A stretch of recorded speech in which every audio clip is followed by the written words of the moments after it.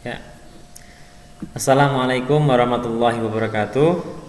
Peserta didik SMK Negeri 1 Jambu kelas 10 yang saya banggakan dan saya cintai.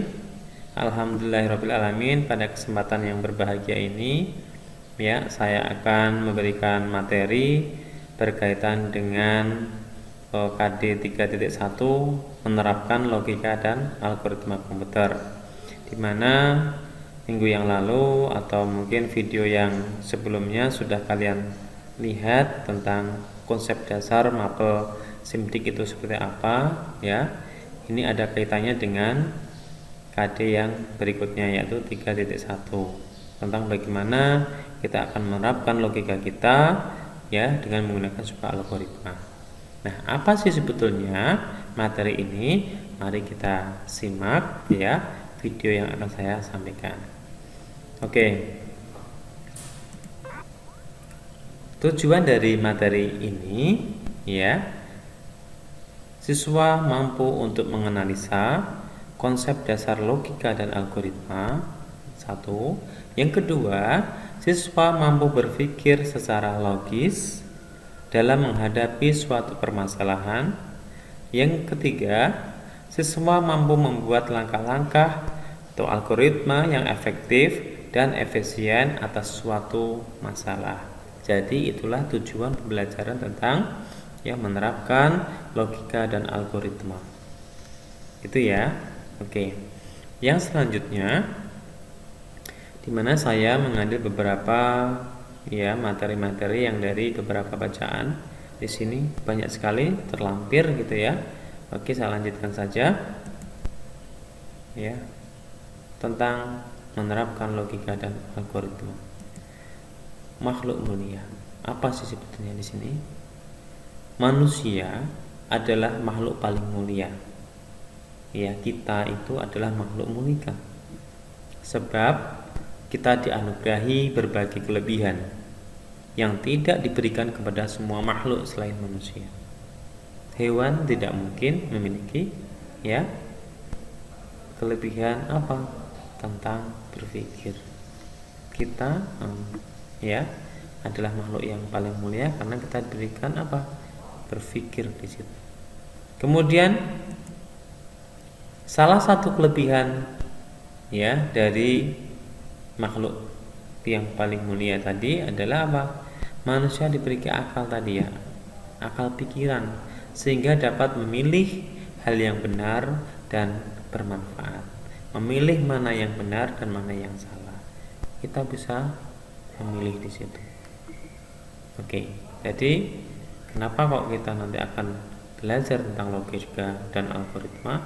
Ya disinilah awal mulanya. Kenapa kita memiliki pola pikir yang baik, mana yang bermanfaat, mana yang tidak, kalian bisa memilih seperti itu. Kenapa dikatakan makhluk yang paling mulia? Ya, jadi kita beda sama hewan, itu beda. Kemudian berikutnya, manusia merupakan makhluk yang mampu berpikir, bernalar dengan baik. Sebagai makhluk yang berpikir, manusia memiliki dua ciri yang melekat, yaitu rasional dan moralitas. Apa itu rasionalitas? Ya, akan menuntun manusia untuk bertindak menurut pikiran dengan pertimbangan yang logis. Berarti pikiran menggunakan rasionalitas kita. Benar apa tidaknya? Manfaat apa tidak? Kita bisa pertimbangkan betul dengan rasional kita. Ya. Oke.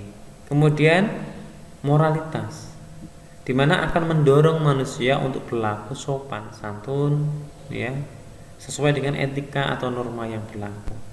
Maka di sini kenapa kita dikatakan makhluk mulia tadi? Selain kita rasionalitas, melekat pada diri kita, ciri-ciri kita ada itu tadi, moralitas kita, mendorong manusia untuk berlaku sopan, santun dengan etika dan norma. Beda dengan makhluk yang lainnya. Hewan nggak punya rasional, nggak punya moralitas. Maka kita bersyukur sekali dengan Tuhan, ya, kita diberikan kelebihan di sana. Rasa syukur kita tentunya harus kita miliki dalam diri kita. Oke, berikutnya, apa itu logika? Ya, apa itu logika? Dari kata logis, ya, masuk akal atau memenuhi hukum logika, ya, masuk akal. Coba seperti apa secara rincinya? Logika diperkenalkan pertama kali oleh Aristoteles. Definisinya seperti apa? Penalaran atau bentuk pemikiran. Ilmu yang memberikan prinsip-prinsip yang harus diikuti agar dapat berpikir valid, benar menurut aturan yang berlaku. Berarti ya, kita betul-betul berpikir yang kritis, ya, dengan kaidah-kaidah, dengan prinsip-prinsip, ya, yang nanti akan menghasilkan, ya, outputan yang sangat luar biasa karena memiliki pola penalaran yang baik. Logika disebut juga sebagai alat untuk menjaga dari kesesatan. Kesesatan apa? Kesesatan untuk bernalar. Jadi ini kalau kita betul-betul menggunakan logika, pola pikir kita, nalaran kita yang betul, ya, dengan nalar kita, maka tidak mungkin akan membawa kesesatan dalam berpikir. Ya, di sini maka seseorang itu membutuhkan kemahiran dalam bernalar yang logis agar dapat menghasilkan kesimpulan yang benar.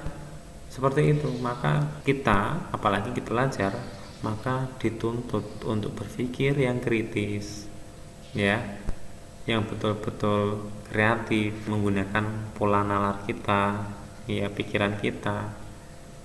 Maka nanti akan menjaga dari kesesatan dalam bernalar kita. Itu ya. Oke. Logika dalam ilmu pengetahuan itu seperti apa? Kita akan, ya, masuk ke sana sekarang. Logika merupakan sebuah ilmu pengetahuan di mana objek materialnya adalah berpikir.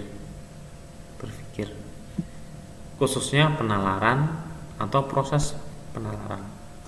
Dan objek formal logika adalah berpikir atau penalaran yang ditinjau dari segi ketepatannya.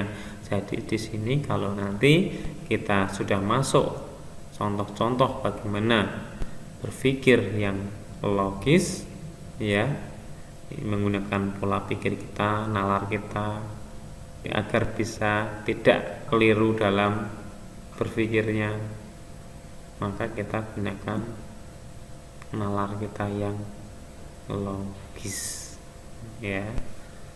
Apalagi kalau kalian SMK, ya, anak SMK, maka butuh sekali pemikiran yang baik, dinalar betul, tidak asal-asalan dalam berpikir, tidak langsung dan sebuah kesimpulan yang salah, tapi butuh pemikiran penalaran yang baik. Yang berikutnya, manfaat mempelajari logika. Sekarang Anda sudah tahu tadi, logika itu adalah penalaran. Manfaatnya apa? Akan membentuk setiap orang yang mempelajari tentang logika untuk berpikir lebih kritis secara rasional tadi. Kritis, lurus, ketat, tertib, metodis, ya. Ya, diharapkan ada manfaatnya setelah nanti Anda belajar tentang ini. Terbentuklah jadi seorang yang seperti itu. Membuat setiap orang berpikir cermat, objektif, dan efektif dalam berkomunikasi. Maka kemarin saya mencoba membuat tugas buat kalian untuk merekam video kalian masing-masing tentang konsep dasar mata pelajaran simulasi digital. Itu seperti apa kalau seandainya proses pembelajaran melalui daring. Anda sudah menggunakan pola pikir kalian untuk mendapatkan sebuah kesimpulan kemarin, ya. Di videonya Anda sudah mengidentifikasi permasalahannya apa saja, Kemudian Anda baru mendeskripsikan dengan pola pikir kalian, komunikasi kalian, caranya seperti itu. Ada yang modelnya masih konteks dalam buku itu, ada juga yang mencoba untuk berpikir tanpa harus melihat buku, sudah mencoba untuk berpikir ya secara kritis bagaimana, secara metodisnya seperti apa, seperti itu. Kemudian manfaat berikutnya apa? Menambah kecerdasan dan meningkatkan kemampuan berpikir secara tajam dan mandiri. Ya, di sini akan menambah kalian kalau nanti kita belajar algoritma dan logika dan algoritma. Anda dituntut di sini untuk berpikir betul. Piye caranya untuk memecahkan sebuah masalah. Ya, harus betul-betul objektif. Lebih efektifnya bagaimana? Harus betul-betul rasional, harus kritis di situ. Kemudian memaksa dan mendorong untuk berpikir sendiri dengan menggunakan akses-akses sistematis. Jadi kita untuk mencoba sendiri, jangan membiasakan untuk apa? Menunggu dari teman. Ya. Jadi biasanya teman, harusnya seperti ini atau seperti ini. Itu pemikiran dari teman kalian. Mencobalah untuk berpikir sendiri. Bagaimana cara memecahkan sebuah masalah seperti ini dengan nalar kita, dengan rasional kita, seperti itu, ya. Kemudian apa manfaatnya lagi? Meningkatkan cinta akan kebenaran dan menghindari kesalahan berpikir tadi. Ya, kalau kita sudah betul-betul kita gunakan logika kita dengan tepat, meminimalkan kekeliruan dalam ya berpikir kita, kesesatannya akan berkurang di sana. Seperti itu. Mampu melakukan analisis terhadap suatu kejadian. Jadi nanti Anda bisa untuk ya menganalisa. Nah, kejadian seperti ini harusnya seperti apa yang harus saya lakukan. Terus bagaimana cara memecahkannya? Seperti itu. Ya, oke. Sekarang fungsi logikanya seperti apa? Salah satu fungsi logika adalah sebagai alat untuk menarik kesimpulan. Ini fungsinya. Kalau kita betul-betul sudah memiliki pola nalar yang baik, berpikir yang kritis, ya, maka nanti bisa ya sebagai alat untuk menarik sebuah kesimpulan. Oh, benar seperti ini. Ini dengan rasional saya, dengan logika saya, penuh dengan kematangan, sehingga menghasilkan sebuah kesimpulan yang baik. Gitu ya, fungsi dari logika. Kita dapat menggunakan alat ini setelah melakukan penalaran berdasarkan pernyataan-pernyataan benar tadi, sesuai dengan realitanya seperti ini, sehingga betul-betul ya benar dalam penalarannya. Oke. Penalaran untuk penarikan kesimpulan sendiri itu dibedakan menjadi dua, ya, yaitu satu deduktif dan satu induktif. Jadi di sini penalarannya, ya, kita bisa menarik kesimpulan dibedakan menjadi dua jenis penalaran itu. Deduktif yang seperti apa, induktif yang seperti apa, kita bisa lihat. Sekarang yang deduktif. Deduktif itu seperti ini contohnya. Ya, penarikan kesimpulan yang bergerak dari pernyataan benar yang umum ke khusus. Contoh seperti apa? Kalau misalnya kita akan menarik sebuah kesimpulan yang bergerak dari pernyataan benar yang umum ke khusus, Contohnya seperti ini. Umumnya, semua siswa SMK harus disiplin dan bertanggung jawab. Ini berarti kalau semua itu berarti keseluruhan siswa SMK. Contohnya SMK Negeri 1 Jambu. Semuanya siswa SMK Negeri 1 Jambu harus disiplin dan bertanggung jawab. Ini semua umum. Ya, saya tarik kesimpulan bahwa semuanya siswa harus disiplin dan bertanggung jawab. Sekarang khususnya apa? Contoh, saya ambil nama satu siswa. Sandi adalah siswa SMK Negeri 1 Jambu. Berarti Sandi itu bagian dari keseluruhan SMK Negeri 1 Jambu. Iya enggak? Itu khususnya mengambil satu objek. Kemudian kesimpulannya apa? Berarti Sandi harus disiplin dan bertanggung jawab. Itulah namanya penarikan kesimpulan ya, nalaran ya yang deduktif itu seperti itu. Bergerak dari pernyataan yang benar, yang umum dulu, baru yang khususnya seperti apa. Nah, kesimpulannya baru ya kita tuangkan. Sandi harus disiplin dan bertanggung jawab. Itu contoh penalaran yang deduktif. Kemudian yang induktif yang seperti apa? Berarti kebalikannya dari deduktif. Yang tadi umum ke khusus, kalau ini adalah penarikan kesimpulan yang bergerak dari pernyataan benar yang khusus ke umum ya. Contohnya berarti contoh seperti ini. Yang khusus ya, dari khusus dulu nih. Devi itu bagian dari siswa tadi misalnya dari SMP. Devi rajin belajar. Dia mendapat hasil yang memuaskan. Itu berarti satu orang.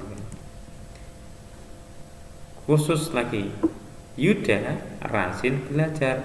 Dia mendapat hasil yang memuaskan. Ini juga ada Devi, ada Yuda.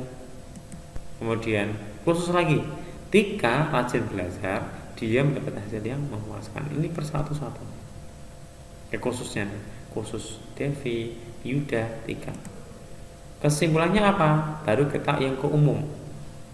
Siswa yang rajin belajar akan mendapatkan hasil yang memuaskan. Karena apa? Tika, Yuda, Devi itu bagian dari siswa. Seperti itu. Paham ya? Bisa memahami tentang mengambil sebuah kesimpulan penalaran ini, baik yang deduktif, yang induktif ya. Oke. Sekarang kita masuk ke algoritma. Tadi kalian sudah mencoba mengetahui tentang apa sebetulnya tentang logika, cara penalaran yang benar, yang logis, itu adalah logika. Sekarang kita masuk algoritma. Apa sebetulnya algoritma itu? Kenapa kalau dikatakan algoritma dan logika dan algoritma tadi ya? Apa? 3.1 tadi. Jadi nanti setelah mempelajari logika yang terkait tentang bagaimana manusia berpikir dengan benar, ya, bagaimana manusia berpikir dengan benar, selanjutnya akan membahas tentang bagaimana cara menyelesaikan yang baik. Tadi Anda belajar untuk bagaimana caranya berpikir yang matang, yang kritis, yang benar itu seperti apa. Kemudian baru bagaimana cara penyelesaiannya. Baik, sekarang membahas tentang bagaimana cara penyelesaiannya. Untuk mendapatkan cara penyelesaian yang baik dibutuhkan strategi. Ya enggak? Pasti butuh namanya strategi. Kalau kita sudah berpikir dengan bagus, maka butuh strategi atau langkah-langkah yang secara sistematis, step by stepnya, ya, dengan cara yang baik. Jangan sampai ya istilahnya melompat 1, 2, 3, 4, 5, 6, jangan terus sampai 1 langsung ke 4 langsung ke 8. Itu cara pemecahan masalah yang kurang tepat, tidak sistematis. Harusnya sesuai 1, 2, 3, 4 dan seterusnya. Itulah cara memecahkan masalah yang benar. Jangan langsung diambil kesimpulan dari 1 ke 8, salah. Nggak tahu urut-urutan dulu. Permasalahannya apa belum tahu langsung diambil keputusan, itu juga salah. Berarti tidak tepat dalam menyelesaikan masalahnya. Itu algoritma itu berarti kita seperti ini. Algoritma diperkenalkan oleh ahli matematika Abu Ja'far Muhammad ibnu Musa al-Khawarizmi. Ini adalah seorang ilmuwan Persia yang menulis kitab Al-Jawhar. Ya, jadi di sini awal mula dari algoritma. Definisinya seperti apa? Algoritma itu ya, langkah-langkah yang dilakukan agar solusi masalah dapat diperoleh. Langkah-langkahnya, step by stepnya itu adalah algoritma. Suatu prosedur yang merupakan urutan langkah yang terintegrasi. Integrasi ini berarti ada hubungannya. Jadi satu kesatuan di situ urut-urutannya. Suatu metode khusus yang digunakan untuk menyelesaikan suatu masalah yang nyata. Jadi definisinya banyak ya, tapi intinya sama di situ. Langkah-langkah secara urut itu bagaimana? Algoritma itu langkah-langkah urutannya piye sing bener. Paham ya? Itu algoritma. Jadi urutan penyelesaian masalah dideskripsikan secara logis untuk memecahkan suatu masalah. Kemarin kalian untuk mencoba sebetulnya itu, ya, dari tugas yang kemarin Anda mencoba untuk ya mengidentifikasi. Setelah diidentifikasi urutannya, oh seperti ini, baru kalian untuk memecahkan masalah secara urutnya bagaimana. Itu sudah belajar ya, kemarin sudah belajar itu. Kemudian ada lagi yang mengatakan bahwa algoritma adalah serangkaian langkah-langkah yang disusun menjadi urutan logis kegiatan untuk mencapai tujuan.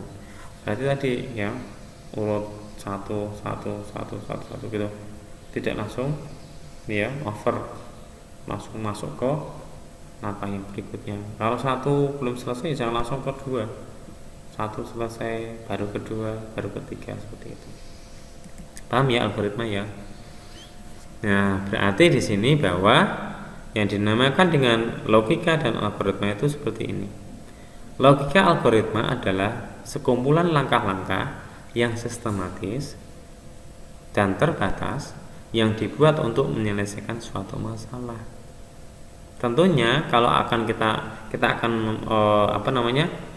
memecahkan sebuah masalah butuh namanya logika. Nah, bagaimana ya cara memecahkannya? Dengan cara yang algoritma tadi, langkah-langkah yang tepat ya, tidak langsung ke kesimpulan tapi dengan proses step by stepnya, itulah namanya dengan algoritma.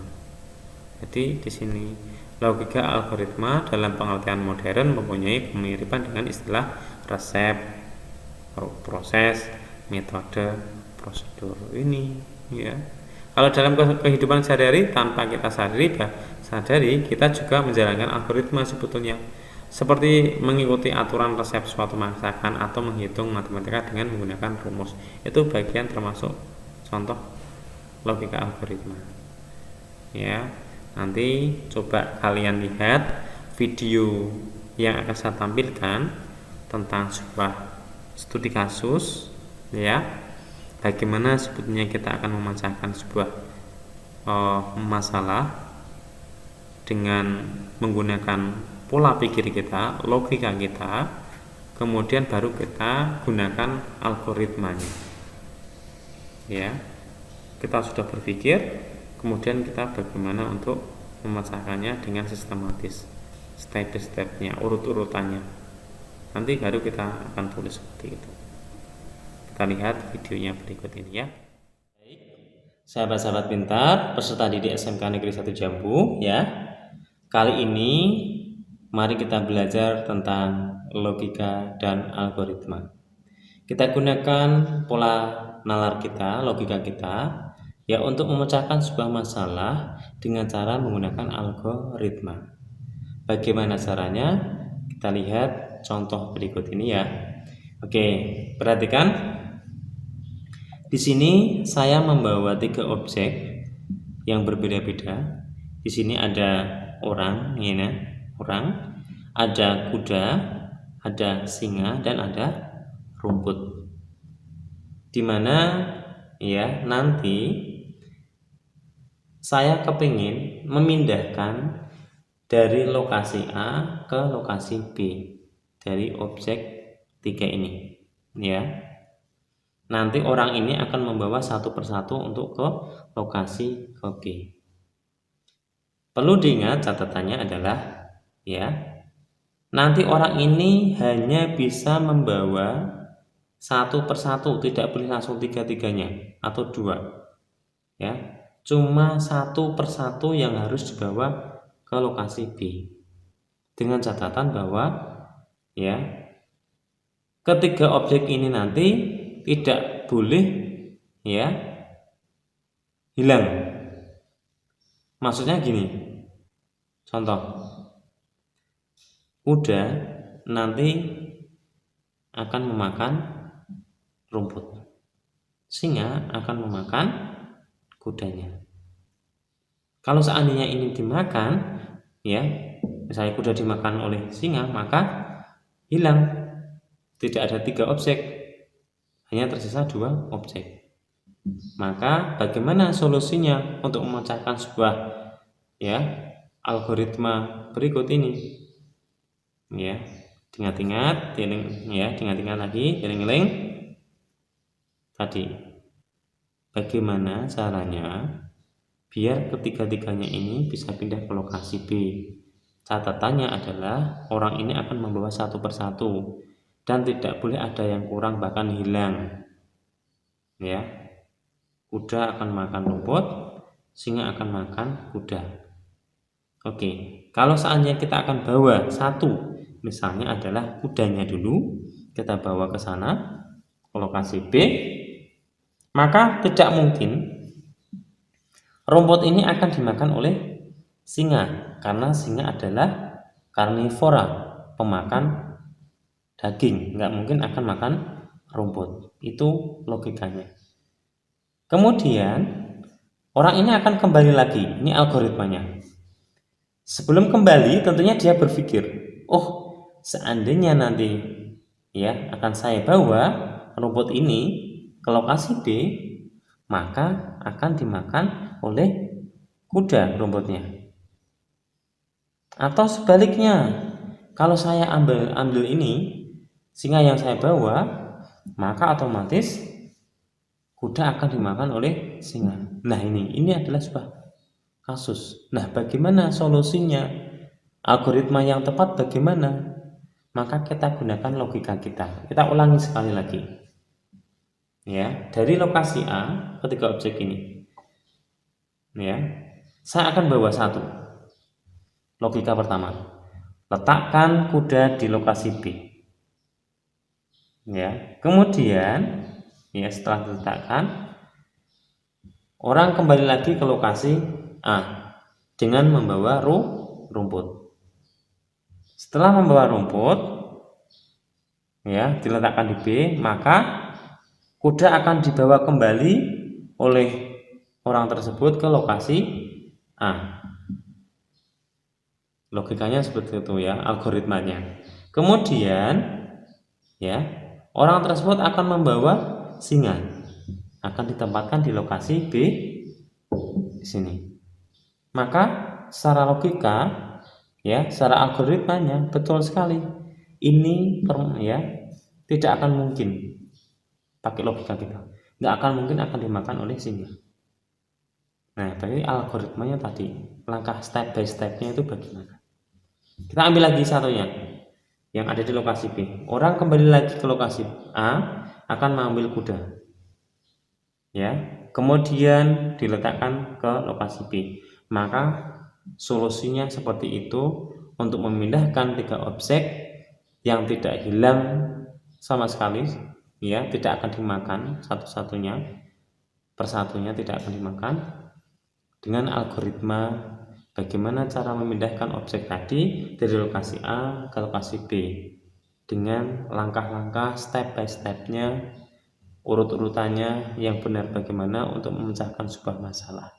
Jadi seperti itulah namanya algoritma. Jadi kalian sudah paham ya? Itulah contoh dari algoritma dan logika kita. Oke, sekian untuk contoh dari permasalahan logika dan algoritma.